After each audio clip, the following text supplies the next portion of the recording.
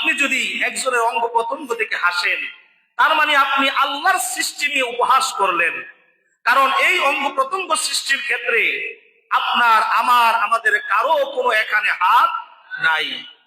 মা বাবার কোনো হাত নাই, ডাক্তারের কোনো হাত নাই, দুনিয়ার কোনো বিজ্ঞানের হাত নাই। মার পেটের মধ্যে সন্তানের চিত্রটা আল্লাহ রাব্বুল আলামিন কুদরতি ভাবে এঁকে দেয়। ওই যখন কুদরতি ভাবে মার পেটের মধ্যে সন্তানের চিত্রটা এঁকে দেওয়া হয়, তখন নাকটা লম্বা হবে না খাটো হবে, চোখগুলো বড় হবে না ছোট হবে, সমস্ত চিত্রটা আল্লাহ রাব্বুল আলামিন এঁকে দেয়। ওই আকার ক্ষেত্রে দুনিয়ার কোনো ক্ষমতা চলে না। সুবহানাল্লাহ। এই জন্য একজন মানুষ দেখতে যেমনই হোক, তাকে নিয়ে হাসাহাসি ঠাট্টা বিদ্রুপ করা যাবে না।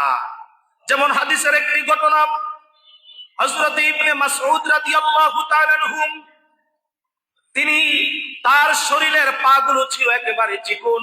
একদিন তিনি মেসওয়াক নেওয়ার জন্য একটা গাছের উপরে উঠে তিনি ডাল ভাঙতে লাগলেন। এমন সময় কিছু সাহাবীরা তার পা দেখলো। এত চিকুন চিকুন পা দেখে সাহাবায়ে কেরাম হাসাহাসি আরম্ভ করে দিল। আল্লাহর হাবিব জিজ্ঞাসা করলেন, তোমরা কেন হাসলে?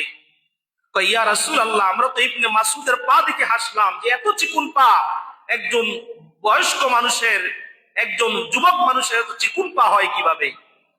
আল্লাহর হাবিব বলেন, খবরদার, তার চিকুন পা দেখে তোমরা হাসাহাসি করো না।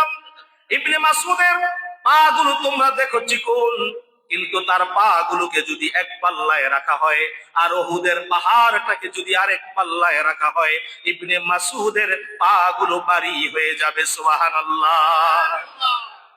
খবরদার, তাকে নিয়ে তোমরা হাসাহাসি করো না, কারণ সে আল্লাহর হাবিবের একজন বিখ্যাত সাহাবী, সে একজন বিখ্যাত একজন সাহাবীদের মধ্যে একজন অন্যতম।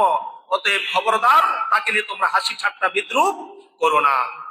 তো সূরা আল হুজুরাতের 11 নং আয়াতের প্রথমেই আল্লাহ তাআলা আমাদেরকে বললেন যে দুনিয়ার মধ্যে একজন মানুষ আরেকজন মানুষকে দেখে, একজন মানুষ, তুমি সুস্থ, আরেকজন একটু প্রতিবন্ধী, তাকে দেখে তুমি হাসাহাসি করো না, ঠাট্টা বিদ্রুপ করো না। এগুলো করা সম্পূর্ণভাবে কবিরা গুনাহ। বলেন কি গুনাহ? কবিরা গুনাহ। কবিরা গুনাহ ছোট না বড়? বড়।